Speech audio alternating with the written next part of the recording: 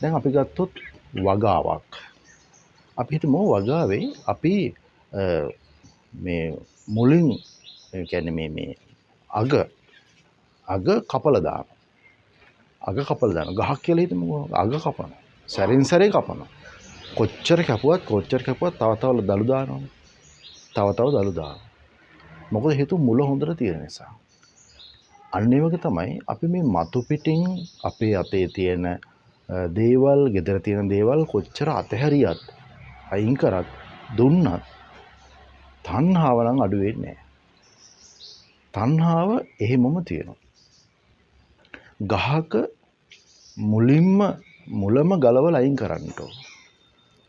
මුල ගලවලා අයින් කරන්න දවසක් යයි, දෙකක් යයි, සතියක් යයි ගොඩක් වෙලා යනවා. හැබැයි මේ අග කොටස කපලා අයින් කරන්න වැඩි වෙලාවක් යන්නේ නැහැ. කොච්චර අග කපුවත් ඒක ලේසි පහසුයි. නමුත් ගහ ලීලා යම් දවසක ගහ ආයුධයක් අරගෙන ඒ මුල් හාරලා අයින් කරොත් අන්නේ ගහ එතන ඉවරයි. ඒ වගේ තමයි තණ්හාව නැමැති මුල. තණ්හා නුසය නැමැති මුල කපලා අයින් කරන්න කියලා කිව්වා. ඒක අයින් කරන්න තියෙන විදර්ශනා නුවණෙන්, විදර්ශනා ප්‍රඥාවෙන්. ඒ කියන්නේ යම් මොහොතකදී හිතගත්තා වූ අරමුණේ හිත බැහැගෙන ඉන්නවනම් ඒ බැහැගෙන ඉන්න එක දැකලා, බැහැගෙන ඉන්න බවක් දැකලා, බැහැගෙන ඉඳලා එතනින් අයින් වෙනවා. අයින් වීම තමයි එතන ප්‍රඥාව. එතන විදර්ශනා නුවණ. එතන ලෝකෝත්තර සම්මා දිට්ඨිය. ඒක තමයි අත්හැරීම එතන.